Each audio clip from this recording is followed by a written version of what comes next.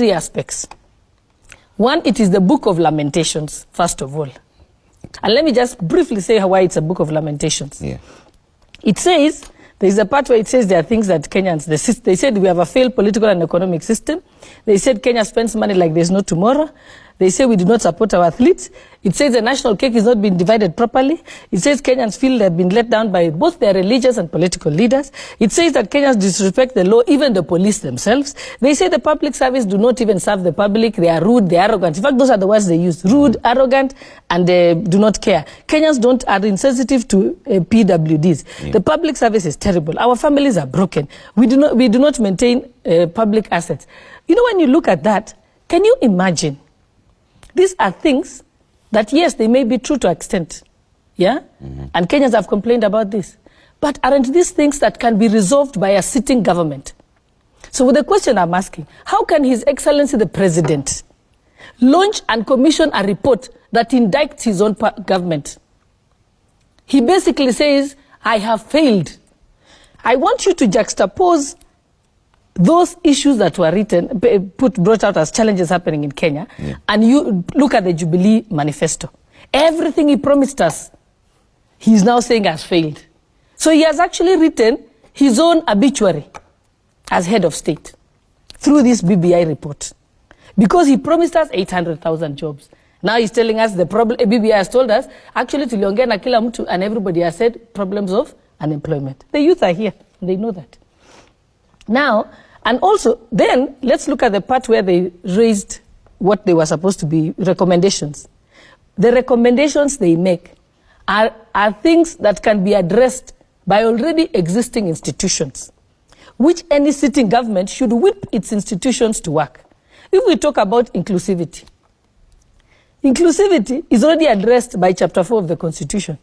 No less than, I think, 20-something articles deal with the issue of the Bill of Rights, inclusivity. Youth is the Article 55, yeah, minorities and marginalized groups, Article 56, older members of society, 57, the Kenya National Human Rights and Equality Commission, Article 59. So why don't we just implement?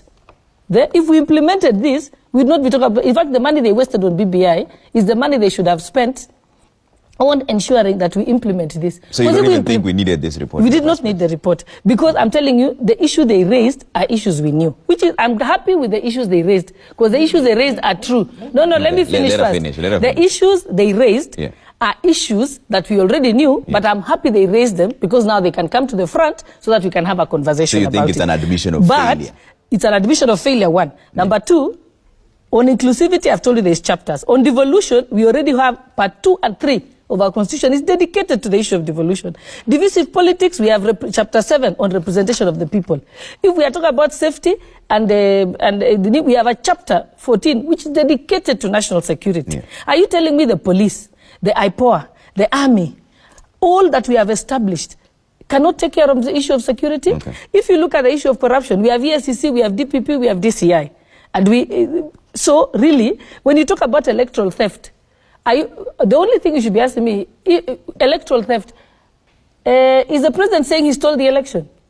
No, because if you're admitting that there was electoral theft, and there is electoral theft, but again, if that is the case, those are offenses under the IEBC. No, I must finish. I must finish. I spent the whole night reading this document. Yeah. On the issue of employment, yes, you're telling us the employment, but if we implemented the Big Four, if we had left BBI aside, because we started focusing on BBI, we forgot about the Big Four. If we had focused on the Big Four, we'll deal with the issues of unemployment, okay, the issue of the economic situation. In fact, one of the things that BBI has said is that Kenya is unsafe. Now, how are we going to attract tourists and investors if we have said it in a state function, officiated by no less than the president himself, that my country is safe? Actually, I felt so sad. I said, why would you write a bad story about yourself? And yet, we have institutions, yeah, for exactly that reason, okay, to address these issues. Okay. And then, finally, on the issue of, finally, the last, yeah, part, because I said it has 3 aspects. The last part that they recommend. Yeah.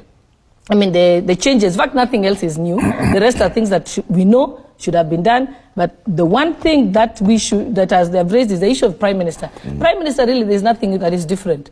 It is the way Matiang'i was made coordinator of whatever. So all you do is that the president is just being given power to hire another minister whom he calls Prime. Just the way you hired another minister called Tuju, who is a I don't know, Tuju is another minister. Yeah. So it's the same, so nothing can change. Okay. I appreciate the fact that they recognize the fact that we should have more women. Okay. That by saying that anybody running for government, in the Senate, Ambija, the rules, yes, has to have a woman. Let's see finally, the rules of so I appreciate that. That one is a very good.